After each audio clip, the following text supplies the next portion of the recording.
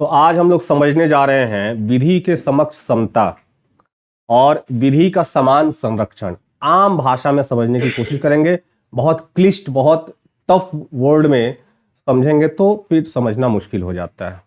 ठीक है। दूसरा हम समझने जा रहे हैं कि 93वां संविधान संशोधन और 103वां संविधान संशोधन क्या था, क्रीमी लेयर क्या होता है, सुप्रीम कोर्ट ने क्यों क्रीमी लेयर का सिद्धांत दिया, इन सब मामलों को हम लोग देखेंगे। मंडल आयोग के बारे में समझेंगे और कैसे मंडल आयोग को लागू किया गया, किसने लागू किया और क्यों लागू किया, उसके पीछे लागू करने के पीछे क्या तर्क था, उसको भी हम समझने की कोशिश करेंगे। ठीक है। तो पहले तो हम अनुच्छेद 14 के अंदर हम ये समझने की कोशिश कर रहे हैं कि विधि के समक्ष समता और विधि का समान संरक्षण क्या होता है। अनुच्छेद 14 में आप जानते हैं कि अनुच्छेद 14 में समानता का अधिकार दिया गया है। यह हमारे संविधान यह बोलती है कि कानून के नज़र में, संविधान की नज़र में सब बराबर है, किसी में कोई भी अंतर नहीं। ये कहाँ से लिया गया? ये ब्रिटेन के संविधान से लिया गया है। ब्रिटेन के संविधान से लिया गया विधि के समक्ष समता। वहीं हमारे संविधान में एक अपवाद स्वरूप चीज भी डाली गई और वो है कि विधि का समान संरक्षण, जो लिया गया है अमेरिका से। विधि का समान संरक्षण कहाँ से लिया गया है? अब इनके बीच का अंतर समझे जरा सा। ठीक है। कानून बोलती है, संविधान बोलती है कि हमारे नजर में सब बराबर है। अंबानी भी उतने ही अधिकार रखते हैं जितना एक भिखमंगा अधिकार रखता है। अंबानी साहब भी उतना ही अधिकार रखते हैं जितना एक भिखमंगा अधिकार रखता है। अब अंबानी के साथ भी हम वैसे ही ट्रीट करेंगे जैसे हम एक भिखमंगे के साथ ट्रीट करेंगे। मतलब हम सबको इक्वल समझते हैं, किसी के साथ कोई भी भेदभाव नहीं है। ये क्या है? विधि के समक्ष समता। एक रेस, एक एक एक दौड़ में, एक रेस में हम सबको एक लाइन पे खड़ा कर दें, ये समानता है कि सब एक पॉइंट से दौड़ेंगे, सब एक पॉइंट से दौड़ेंगे।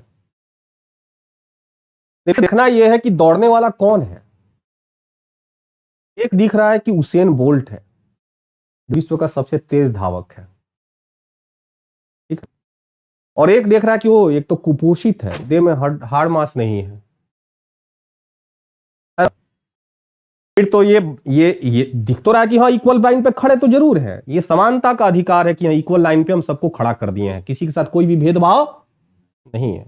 यह स्पष्ट कर दिया हमारा संविधान। बाद में डाल दिया कि विधि का समान संरक्षण। तो यहां पर अगर एक रेस में एक उस लाइन पे खड़े सब कोई समान तो हैं, लेकिन जहां पे एक उसेन बोल्ट है वहां पे एक कुपोषित है। कहीं यहां पे सिर्फ लाइन पे खड़े होने की समानता दिख रही है, दौड़ने वाले में कोई समानता नहीं है। एक दुनिया का सबसे तेज धावक और एक कुपोषित है, लड़खड़ा के खड़ा है, उसको जबरदस्ती खड़ा किया गया, लेकिन बोला जा रहा है कि आपको भी रेस में दौड़ना है। क्या वो किसी भी प्रकार से बराबरी कर सकता है उस उसेन बोल्ट का? इसके साथ क्या करना होगा? जो कुपोषित है उसको पहले उसेन बोल्ट के लायक बनाना पड़ेगा, इसका प्रिविलेज देना पड़ेगा। समानता स्थापित करने के लिए, उसेन बोल्ट के बराबर लाने के लिए पहले हम उसको विशेष सुविधा देंगे, और जब वो बराबर आ जाएगा तब हम रेस करवाएंगे। भेदभाव हो रहा है उसेन बोल्ट के साथ जी, लेकिन यह भेदभाव समानता स्थापित करने के लिए हो रहा है। तो यह भेदभाव तार्किक है, यह भेदभाव लॉजिकल है, यह भेदभाव उचित है। यह इसलिए हो रहा है ताकि यह समानता स्थापित हो सके।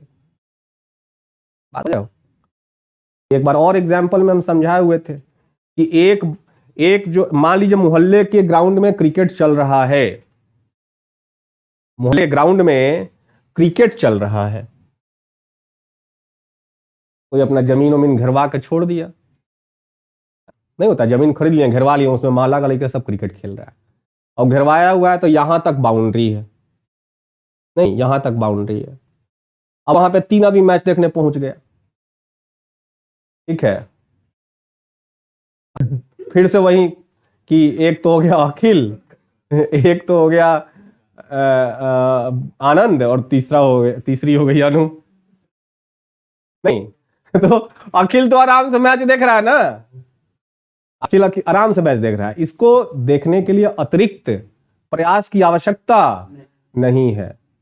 आनंद का यहां तक आ रहा है, आधा अधूरा देख रहा है, तो आनंद उचक उचक के देख रहा है, नहीं, पर अनु को सिर्फ दीवार दिख रही है। अनु कूद भी रही है तो कुछ दिख नहीं रहा है इसको।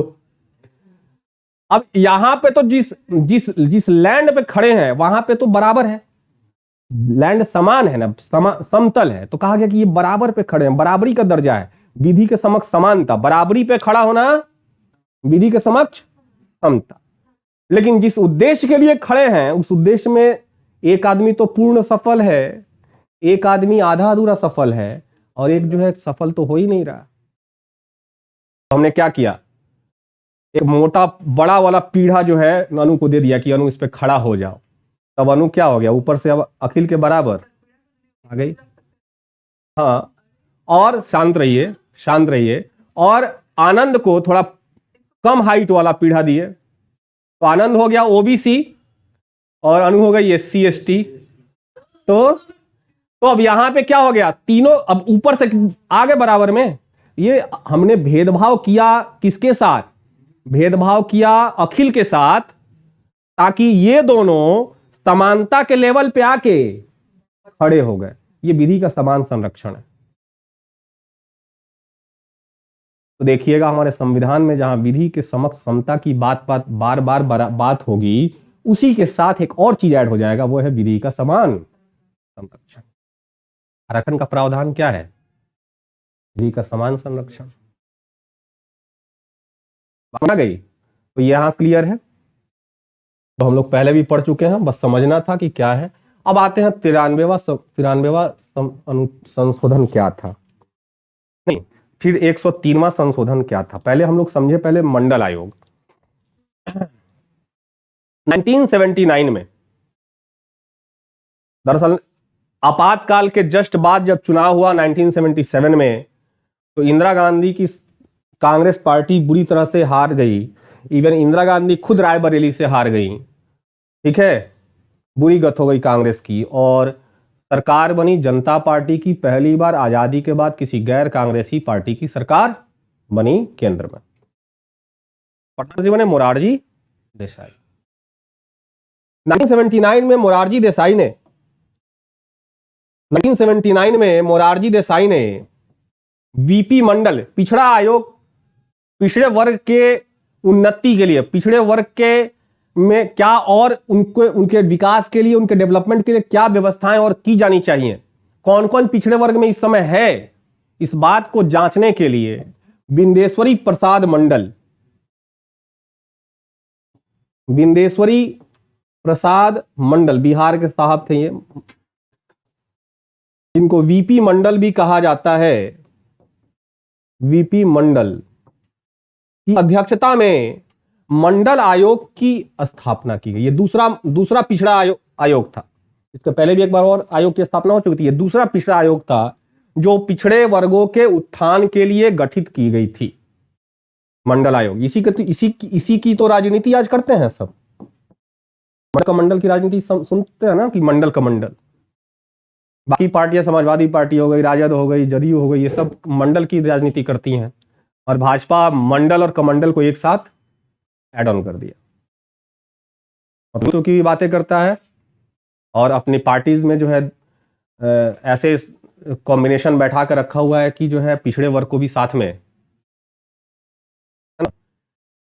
ऐसा ही थोड़ी कहा जाता है हमेशा से बीजेपी को कि बनिया की पार्टी है, बनियों की पार्टी है बीजेपी।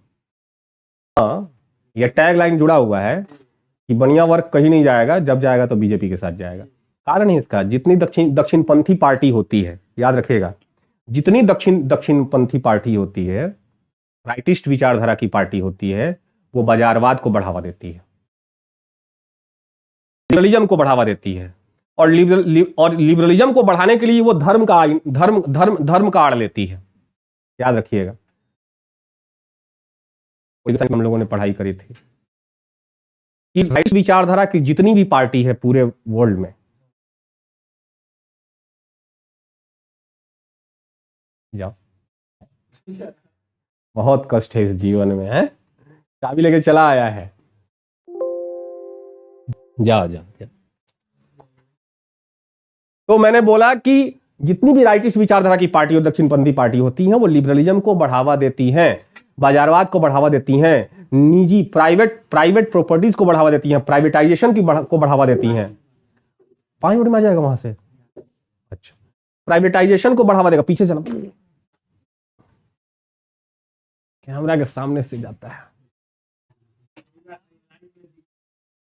प्राइवेटाइजेशन को बढ़ावा देता है, लेकिन प्राइवेटाइजेशन और लिबरलिज्म और मार्केट बाजारवाद को बढ़ावा देने के लिए ये धर्म का चोला पहनती है, धर्म का आड़ लेती है। यह एकदम क्लियर कट बात है, इस पर बाद में कभी चर्चा करेंगे।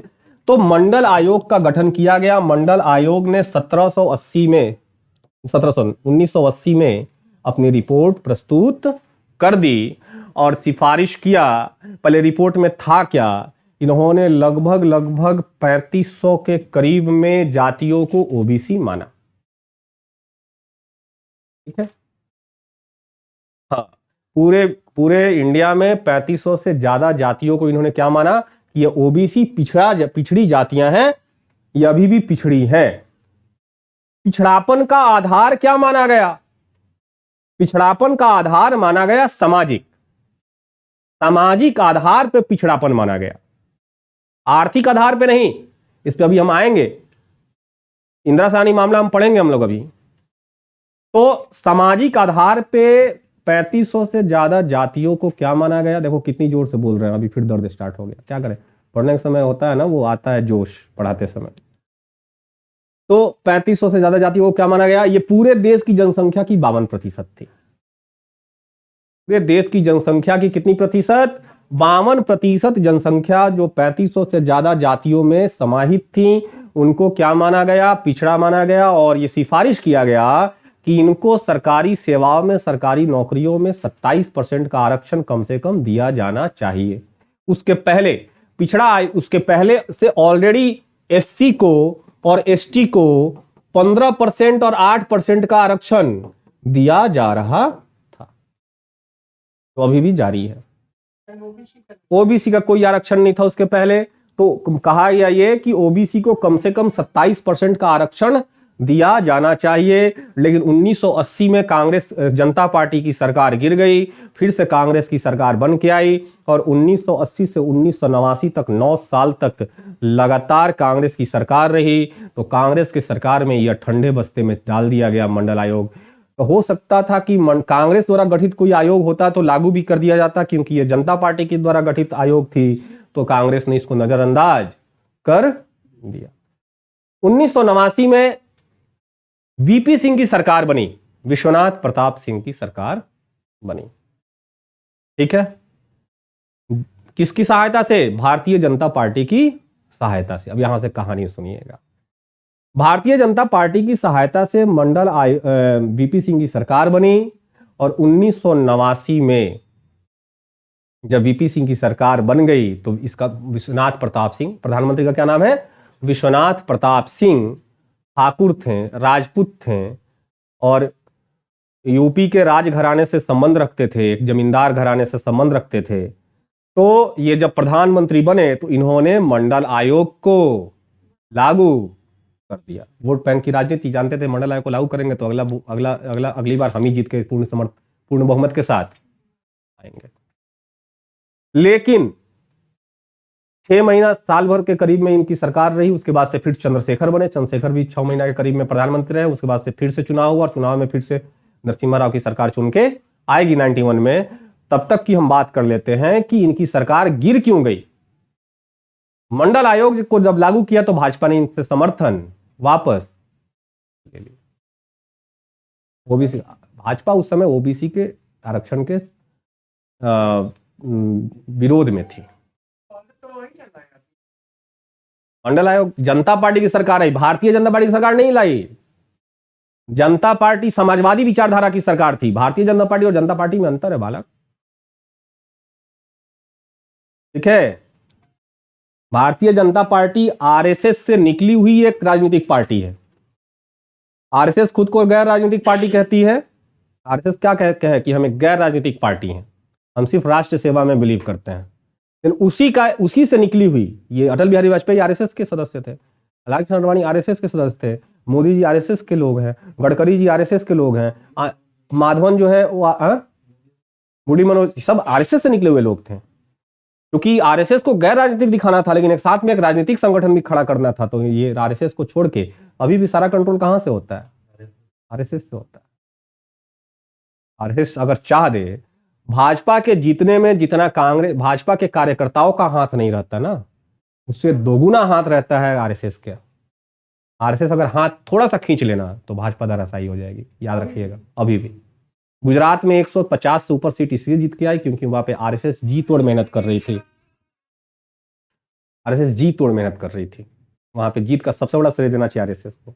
यूपी में जीत का सबसे बड़ा श्रेय देना चाहिए था आरएसएस को, देना चाहिए। स्वयं सेवक जो है बिना किसी लालच के दिन रात मेहनत करते हैं भाजपा के लिए। हेलो, नमस्कार, बोलिए। तो बीपीएससी का किस चीज का? अभी बीपीएससी का चल रहा है, बिहार दरोगा का चल रहा है, 59वीं बीपीएससी का टारगेट बैच चल रहा है। 10 से 11 में।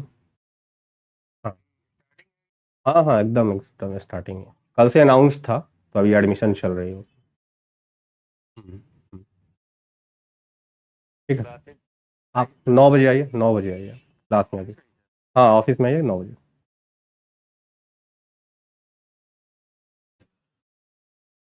ठीक है। तो अब मंडल आयोग को, तो 1980 में मंडल आयोग को लागू कर दिया गया, और क्या किया गया? 27% का आरक्षण दे दिया गया। अब 27% हो गया किसको? ओबीसी को कितना हो गया? 27%। टोटल आरक्षण कितना हो गया? 50%। टोटल आरक्षण कितना हो गया? जनरल के लिए कितना बचा? अब आए नरसिम्हा राव साहब। नरसिम्हा राव साहब आते हैं और वो आर्थिक आधार पे 10% का और आरक्षण घोषित कर देते हैं। आर्थिक रूप से पिछड़ा है, तब आर्थिक रूप से पिछड़े, तो ऑब्वियसली जब इनको आरक्षण मिल गया तो वो जनरल के ही कैटेगरी के होंगे। तो इन्होंने, नरसिम्हा राव ने 10% आरक्षण लागू कर दिया आर्थिक आधार पे। इसके खिलाफ मामला दायर हो गया सुप्रीम कोर्ट में, और यही मामला कहलाता है इंदिरा साहनी मामला। ठीक है, ये हाँ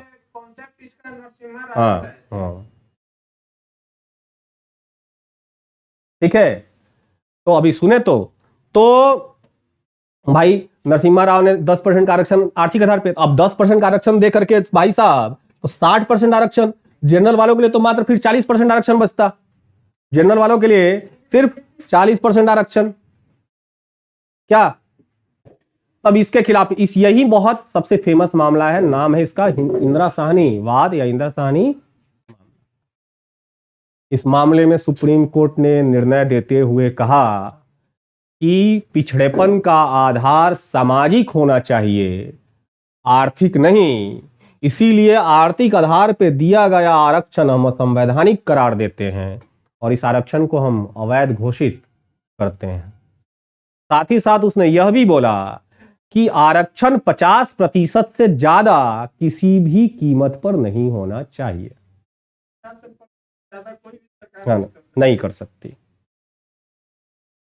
ठीक है, क्लियर है यहां तक कि आरक्षण 50% से ज्यादा नहीं दी जा सकती। 50% जनरल के लिए हमेशा सीट होना चाहिए। आर्थिक आधार पे हम आरक्षण का व्यवस्था नहीं कर सकते। पिछड़ेपन का आधार क्या होगा? सामाजिक होगा। इंदिरा साहनी मामले में यह उन्होंने प्रसिद्ध निर्णय दिया। क्लियर है? तो 50% का आरक्षण जनरल को, और 50% में ओबीसी, एससी, एसटी। अभी ओबीसी का सीन देखो क्या है। अभी बीपीएससी का 65वीं या 65वीं का फाइनल रिजल्ट आया, और जो फाइनल जो लिस्ट आया एसडीएम डीएसपी इन लोगों का, उसमें जनरल का कट ऑफ नीचे था और ओबीसी का कट ऑफ फाइनल लिस्ट 10 या 12 नंबर का अंतर। बड़ी हंगामा मचा था कि भाई ओबीसी का कट ऑफ क्यों चला गया। अभी जिसको देखो ओबीसी में अपना आरक्षण मांगता है। हमको आरक्षण, हमको आरक्षण। अरे भाई साहब, सबको 27% के अंदर ही देना है।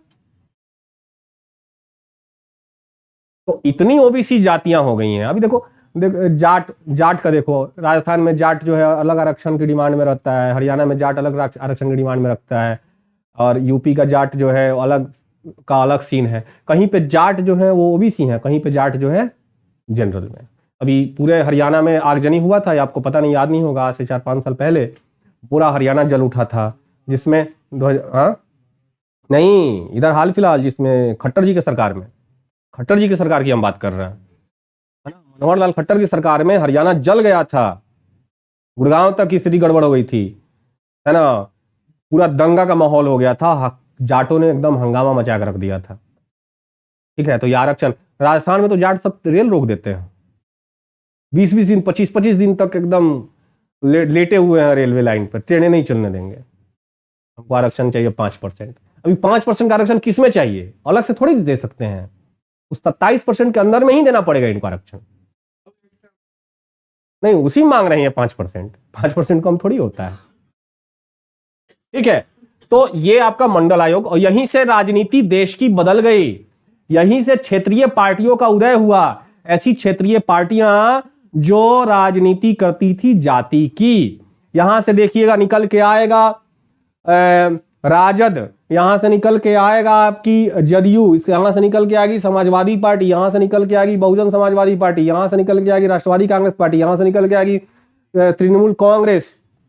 ठीक है, तो कई सारी क्षेत्रीय पार्टियां यहां से निकल के उभरेंगी, सब कभी ना कभी कांग्रेस की ही पार्ट रही होंगी, लेकिन जातिगत राजनीति की सबसे अहम पार्टियां ये बन गई। आज देखिए जदयू को, जदयू का भले ही संगठनात्मक रूप से बूथ स्तर पे बहुत कमजोर स्थिति है, लेकिन उसका वोट बैंक जो है वो अभी भी बहुत सुदृढ़ है, और किसी भी कीमत पे बुरी स्थिति में भी उसका 17-18% से नीचे वोट बैंक, वोट शेयर नहीं जाता है। इस बार 15% के करीब में गया था, वो भी भाजपा के सेंधमारी के कारण, अपने एक ही साथ लड़ रहे थे और एक ही साथ दूसरे का पैर काट रहे थे। ठीक है, तो खैर उस पर हम लोग बाद में जाएंगे। अब आते हैं 93वां संविधान संशोधन पे। तो हाँ, एक और बात है, क्रीमी लेयर वाली घटना बता दें हम, तो इसी मामले में यह भी बताया सुप्रीम कोर्ट ने कि ओबीसी को आरक्षण दिया जाना चाहिए, लेकिन वैसे ओबीसी को किसी भी प्रकार का लाभ नहीं मिलेगा जो क्रीमी लेयर में आते हों, और क्रीमी लेयर में वो लोग जिनकी आय साल की 6 लाख से ज्यादा है तो वो क्रीमी लेयर में माने जाएंगे। जिनके माता पिता या माता पिता में से कोई एक या दोनों सरकारी सेवाओं में हों, वो क्रीमी लेयर में आएंगे। देखिएगा ओबीसी वाले लोग क्रीमी लेयर बनवाते हैं अपना, कि हम 6 लाख से नीचे हमारा है इनकम, बनवाते हैं ना। 6 लाख से ऊपर यदि इनकम है तो आपको आरक्षण का लाभ नहीं मिलेगा। गवर्नमेंट जॉब हो गया, ठीक है, गवर्नमेंट जॉब में तो आप फिर आरक्षण का लाभ नहीं मिलेगा आपको। ये सिर्फ ओबीसी वालों के लिए, एससी एसटी वालों के लिए नहीं है। अगर एससी एसटी वालों के लिए क्रीमी लेयर का सुविधा, एससी एसटी के लिए क्रीमी लेयर बना दिया जाता तो टीना डाबी आज जो है कलेक्टर नहीं होती, क्योंकि उनके मदर और फादर दोनों आईएएस थे, जिसमें मदर ने तो रिजाइन कर दिया था, वीआरएस ले लिया था, लेकिन फादर आईएएस थे, इंडियन इंजीनियरिंग सर्विसेज के ऑफिसर है, तो फिर वो नहीं बन पाती क्योंकि उनका पीटी ही क्लियर उस समय नहीं होता। हाँ, हो सकता था बाद में वो कर लेती 17 में 18 में, लेकिन 16 में नहीं बन पाती। ठीक है, सिर्फ ओबीसी के लिए क्रीमी लेयर का प्रावधान किया गया है कि यदि 6 लाख से ऊपर है आपका इनकम, और या आपके मदर या फादर या दोनों सरकारी सेवा में है, तो आप ओबीसी का लाभ नहीं ले सकते। ठीक है, क्लियर है यहां तक? जादव जी, आप ओबीसी में आती हैं?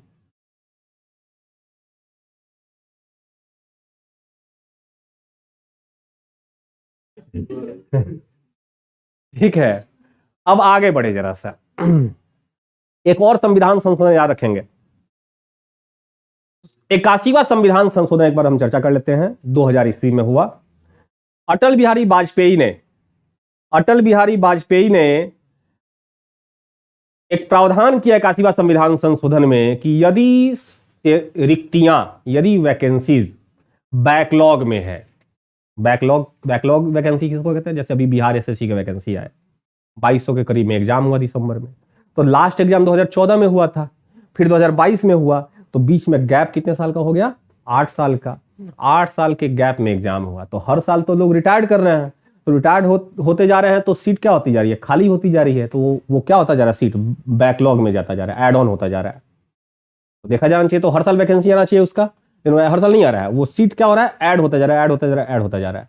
तो ऐड होते होते क्या हो गया? वो 2200-2300 सीट्स हो गई। तो बैकलॉग की जो सीट्स होंगी उस पे यदि हम आरक्षण का प्रावधान करेंगे, उस पे 50% का लिमिट नहीं लगेगा। अटल बिहारी वाजपेयी सरकार ने ये 81वां संविधान संशोधन करते हुए कहा कि हम 50% ज्यादा का आरक्षण भी दे सकते हैं बैकलॉग में। क्लियर है? माने 50% की लिमिट हम नहीं मानेंगे, हम उनके ऊपर है कि बैकलॉग की सीट्स, कि बैकलॉग की जो सीट्स होंगी उसको यदि हमको भरना पड़ेगा, भरना होगा, तो हम क्या करेंगे? हम 50% की लिमिट को नहीं मानेंगे। ठीक है। अब इसी में एक मामला आएगा, एम नागराजन मामला 2006 में एक तो, और दूसरा है कि प्रमोशन। हाँ, एक और सीन बना प्रमोशन में आरक्षण का, प्रमोशन में आरक्षण का। तो सुप्रीम कोर्ट ने इंदिरा साहनी मामले में ही क्लियर कर दिया था कि प्रमोशन में आरक्षण नहीं दिया जाएगा, सिर्फ सरकारी सेवाओं में ही आरक्षण का प्रावधान। क्लियर है?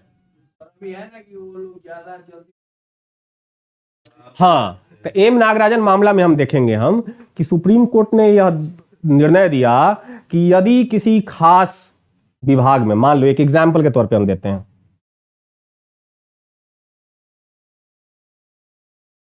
कि मान लीजिए कोई शिक्षा विभाग है, और शिक्षा विभाग में बहुत सारी अलग अलग विभाग होती हैं, जैसे स्थापना विभाग, जैसे सर्व शिक्षा विभाग, सर्व शिक्षा ये होता है, ये सब है ना। मध्य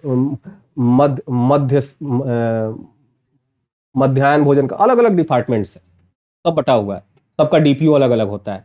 तो मान लीजिए कि स्थापना में 100 कर्मचारी है, 100 कर्मचारी है एक पोस्ट पे, लेकिन इसमें 80 जो है वो जनरल है, और 20 ही जो है वो क्या है?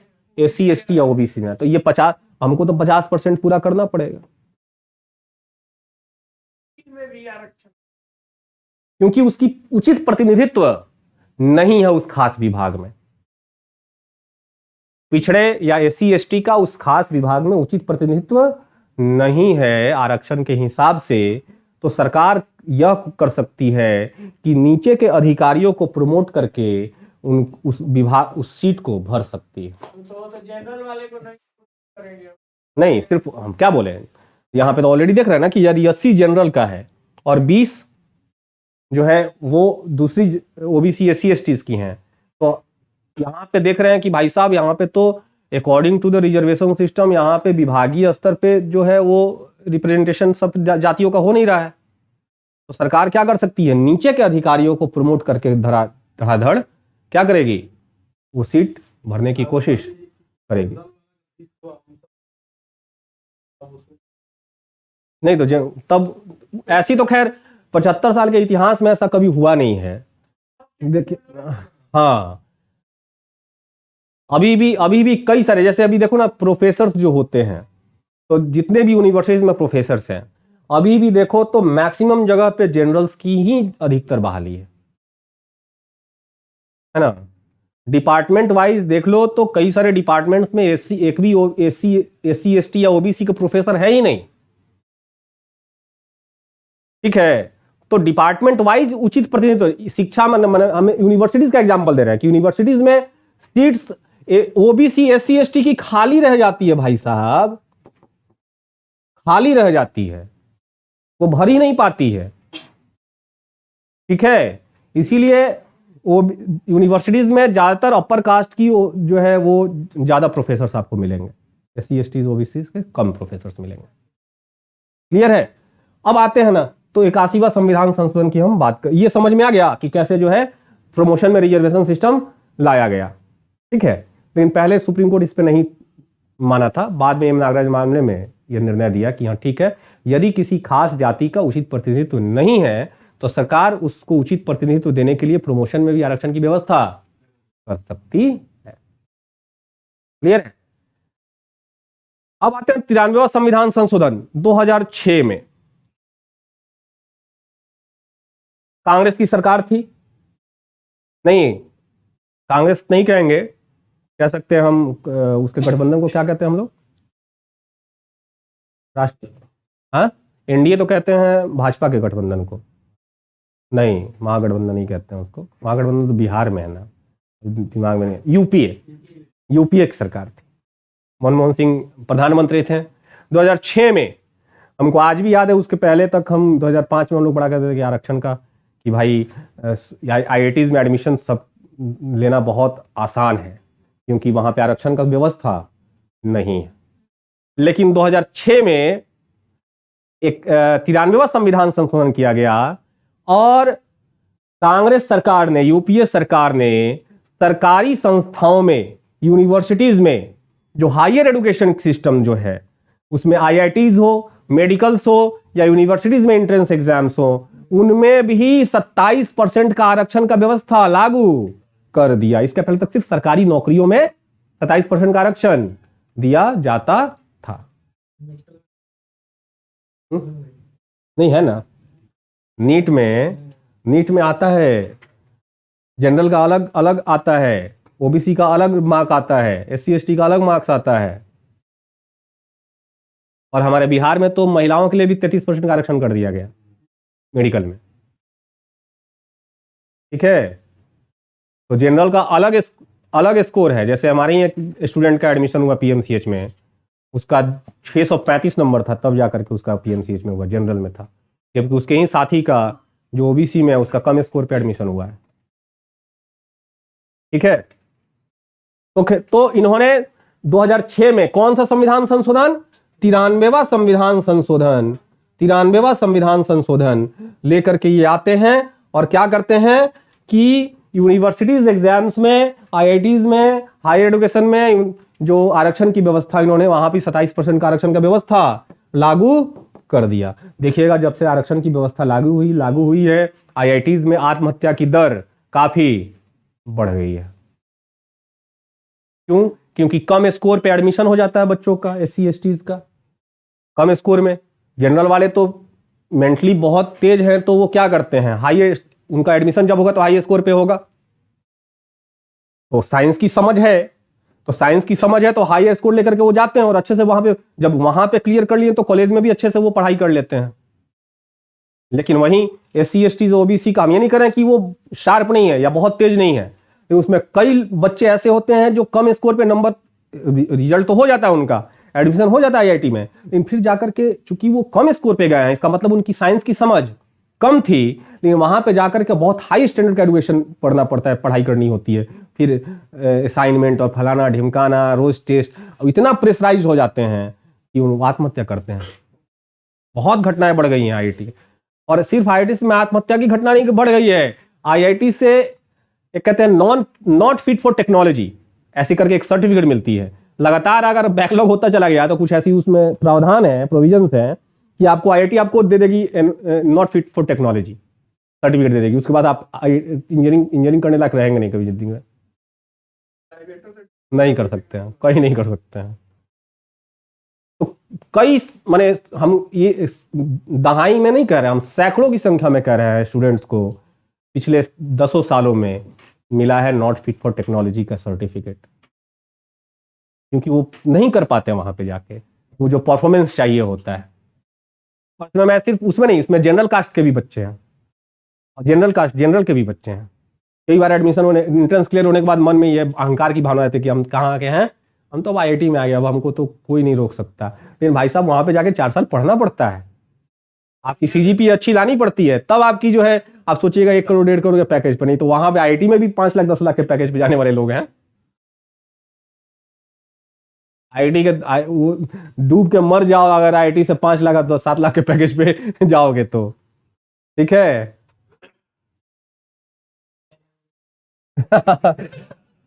काहे कमाए लायक। ठीक है, तो 93वां संविधान संशोधन से 27% का आरक्षण का प्रावधान किया गया यूनिवर्सिटीज में, हायर एजुकेशन सिस्टम में। ठीक है, अब आते हैं 103वां संविधान संशोधन 2019, इसको कहा जाता है। अच्छा, इसमें अभी एक चीज और छूट गया। अच्छा, इसमें भी अब इसके खिलाफ भी सुप्रीम कोर्ट गए लोग, तो यहां भी क्रीमी लेयर एक जोड़ दिया सुप्रीम कोर्ट ने कि नहीं, यहां भी यूनिवर्सिटी एडमिशन में भी क्रीमी लेयर चेक किया जाएगा। अब सरकारी सेवाओं में तो हर क्रीमी लेयर देखा ही जाएगा कि सरकारी सेवा में यदि आरक्षण का लाभ लेना है तो आपको क्रीमी लेयर में नहीं होना पड़ेगा। क्रीमी लेयर में तो आरक्षण का लाभ सरकारी सेवा में। अब यहां भी सुप्रीम कोर्ट में 2008 में सुप्रीम कोर्ट ने निर्णय दिया, जब इसके खिलाफ दायर किया गया मामला, कि यहां भी क्रीमी लेयर फिट बैठेगा कि जिसके गार्जियन 6 लाख से ज्यादा कमा रहे हैं, ठीक है ना, उनको किसी भी प्रकार का लाभ नहीं मिलेगा आरक्षण का। जिनके गार्जियन, जिनके माता पिता जो है वो सरकारी सेवाओं में है, उनको भी किसी भी प्रकार का आरक्षण का लाभ नहीं दिया जाएगा। ठीक है, क्लियर है? मोटा मोटी बातें समझ में आ रही है ना? अब 93, अब क्योंकि शॉर्ट में छूट गया था ये टॉपिक, इसलिए हम शॉर्ट में समझाने की कोशिश कर रहे हैं सारी चीजें। 103वां संविधान संशोधन क्या था? ईडब्ल्यूएस आरक्षण। अब यहां पे आर्थिक आरक्षण, एक बार सुप्रीम कोर्ट ने ईडब्ल्यूएस आरक्षण को क्वैश कर दिया था, ईडब्ल्यूएस के आर्थिक आधार पर आरक्षण को क्वैश कर दिया था, खत्म कर दिया था। लेकिन यहीं अभी सुप्रीम कोर्ट में दायर किया गया था मामला, जिसमें 3-2 से पास हो गया मामला। 3-2 से नहीं, 3-1 से, शायद 3-2 से। ठीक है, तो इसमें क्या किया गया कि 103वां संविधान संशोधन लागू करके मोदी जी ने क्या किया कि कर दिया 10% का आरक्षण का प्रावधान उन वर्गों के लिए जो ओबीसी या एससी या एसटी में आरक्षण का लाभ नहीं ले रहे हैं। उन वर्गों के लिए ईडब्ल्यूएस का इकोनॉमिकली वीकर सेक्शन, आर्थिक रूप से कमजोर वर्ग, ऐसे वर्गों के लिए 10% का आरक्षण का प्रावधान किया गया जो ओबीसी, एससी या एसटी में लाभ नहीं ले रहे हैं। क्लियर है? 103वां संविधान तो ये सारा जो ये रिजर्वेशन किसमें जा रहा है? विधि का समान संरक्षण में जा रहा है। इस सब अपवाद में कि समानता स्थापित करने के लिए भेदभाव। क्लियर है? रूपम समझ में आ रहा है कि नहीं? इसमें पूछ लिया करो, क्लास के बीच में ही पूछ लिया करो। ठीक है, बाकी मामले हम लोग फिर समझेंगे कल। हम लोग निकालेंगे अब अगला क्या